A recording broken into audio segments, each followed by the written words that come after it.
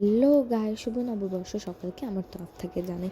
তো দেখতেই পাচ্ছ সকালে আমি চান টান করে একদম রেডি হয়েছে, কেন কি আমি যাব একটা পিসির বাড়িতে।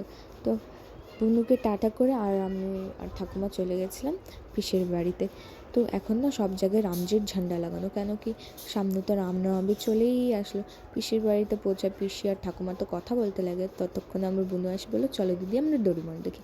ওর সাথে ডোরিমন দেখতেছিলাম আর পিসি চিপস দিয়ে গেল, ওটাই খাচ্ছিলাম।